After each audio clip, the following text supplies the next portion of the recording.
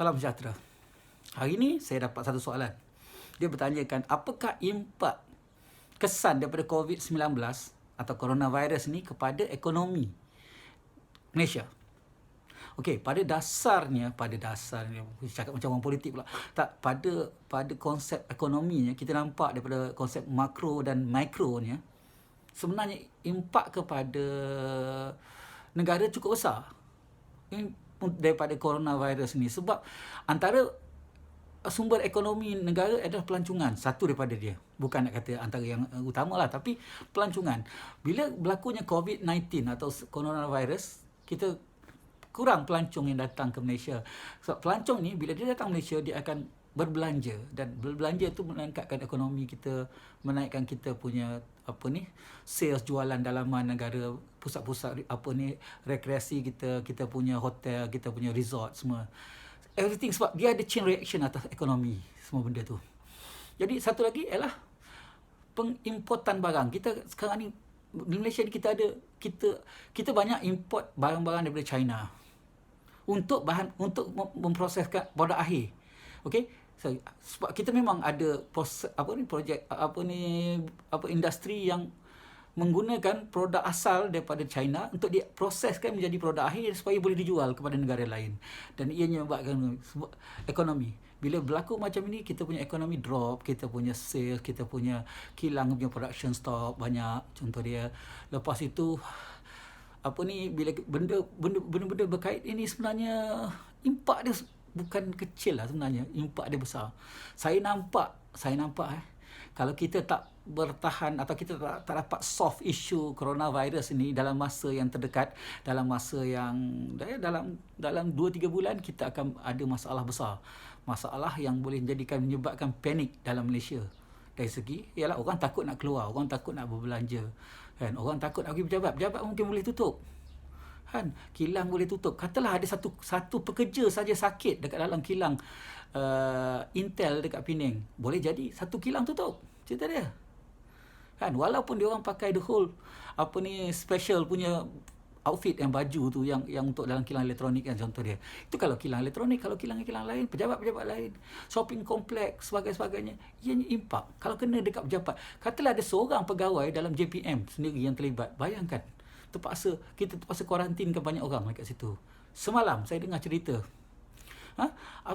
KKM, Kementerian Kesihatan, meminta lebih 5,000 lebih jemaah tabligh yang berada di Seri Petaling hadir untuk buat semakan saringan COVID-19. Bayangkan 5,000 orang tu. Bukan kecil, bukan sikit, bukan kecil-kecil anak, bukan sikit sangat. Ia satu nilai yang besar. Dan 5,000 orang ni dah bergerak merata dalam Malaysia. Bukan nak takut korang, tapi inilah kenyataan. Kenyataan ni yang menyebabkan ekonomi drop. Kita dah nampak kesan. Kerana COVID-19, harga minyak jatuh sebab bekalan banyak, tapi orang nak pakai kurang, import kurang, sebagainya. Jadi harga jatuh. Ingat, bila harga jatuh, kita seronok. Betul, kita seronok. Kita kata harga minyak jatuh, kita boleh pakai hangat motor, kenderaan, sebagainya. Kita boleh gunakan minyak dengan harga murah. Tapi yang menjadi sengsara adalah kita, kantong negara. Sebab kantong negara kita bergantung kepada Petronas. Rizab dana yang sedia ada, bayangkan, untuk menampung the whole operation. Kita kena tahu bahawa Malaysia ni mostly bergantung juga dengan Petronas. Apa saja yang mengimpak kepada Petronas, ekonomi Petronas, akan impak kat kita juga. Secara berturutan, dia macam teori domino. Satu kena, yang lain kena. Cerita dia. Okey. Tadi yang saya cerita tadi, bila orang cakap, kita boleh ambil benda, tak kisahlah COVID-19 ni. Yalah, kalau kita duduk kat rumah. Ya, betul. Kita boleh isolate diri kita pada satu tempat, tapi dalam masa yang sama, bila the whole negara ada masalah, dia akan menyebabkan masalah lain. Ini bukan nak takutkan. Jadi apa yang kita kena buat ialah kita kena sama-sama mencari jalan menyelesaikan masalah COVID-19. Yang mana patut dikuarantin, kita kuarantinkan supaya kita dapat kurangkan risiko merebaknya COVID-19 ni. Kita faham, bukan selagi tak ada vaksin, selagi tak ada ubat yang boleh menyelesaikan masalah ni, cerita dia, memang ada masalah. Tapi kita masih ada beberapa cara, iaitu kita Orang tu sendiri, katalah dia tahu dia pun pesakit COVID-19, dia kena ataupun dia mungkin berisiko untuk kena COVID-19, dia kena mengasingkan diri, separate kan. Dia kena buat karantin, self quarantine. Sebab ianya isu ni, wabak ni, pandemik, kita panggil pandemik di international ni, dia menyebabkan ekonomi negara, bukan benda kecil. Tak? Bayangkan berapa banyak negara yang sekarang di tengah masalah kerana COVID-19. Impak dia cukup besar. Bukan kecil-kecil anak. You bayangkan, kita tak boleh nak beroperasi dengan ekonomi yang macam ni. Teruk kita kena buat something, cerita dia. Apa yang betul, kalau orang tanya tadi, adakah ia memang memberi impak? Memang betul memberi impak. Bukan sikit-sikit punya impak.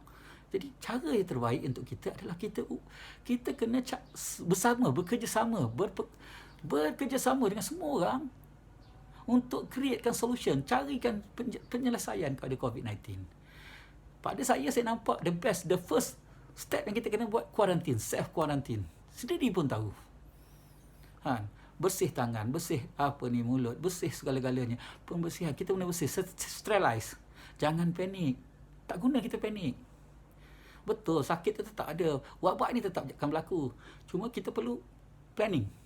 Kita perlu ubah cara. Kita perlu create something yang environment, safe environment, sama ada dalam keluarga kita atau dalam community kita atau the whole nation. Tapi kita ambil step yang kecil dalam keluarga kita dulu. Kita self quarantine dulu. So ini paling penting. Tanpa kita buat self quarantine, kita akan memberi masalah. Dan sebenarnya sesuatu wabak itu, impak dia cukup besar. Impak dia melibatkan terlalu ramai orang. Dan dia punya teori domino dia memang cukup masif, cerita dia. Kita tak ada pilihan. Apa yang kita ada sekarang ni, kita kena utilisekan apa yang kita ada untuk sama-sama membantu kerajaan. Jangan bagi orang panik. Jangan bagi apa. Kita kontrol, nasihatkan. Self quarantine. Jangan bagi orang panik. Jangan bagi. Tak guna kita bagi orang panik. Tak payah nak buat cerita, kena sana kena, sini kena, situ kena, ramai orang ni. Jangan buat cerita-cerita fake. Jangan buat. Sebab dia melibatkan akan panik. Bila panik, dia ada masalah lain. Kerajaan susah nak kawal kalau panik itu berlaku. Jangan menyusahkan orang lain. Jadi, kita jangan menyusahkan ekonomi negara. Itu je cerita dia. Kita nak negara ni berkembang. Kita nak negara ni survive dalam situasi ni. Walaupun negara lain lantapi negara lain. Tapi kita nak negara ni kita survive. Dalam wabak ni, dalam isu ni. Supaya kita boleh survive. Kita boleh okey. Jadi, the first thing first is self-quarantine. Self-quarantine. Ini pandangan saya, Abang Topeng. Abang Topeng kata self-quarantine. The first issue is dalam mengatasi masalah wabak COVID-19 ni, kita kena self-quarantine. Okey? Kalau anda rasa video ini bermaklumat, video ini bermanfaat, klik thumb, share dan juga subscribe video channel ni. Subscribe channel ni. Jika anda ada apa-apa soalan dan pertanyaan, anda boleh komen dalam YouTube, bagi tahu saya, insya-Allah saya akan upkan. Dan mana-mana soalan yang saya upkan, insya-Allah saya akan beri hadiah. Okey, terima kasih. Be safe in Malaysia. God bless Malaysia.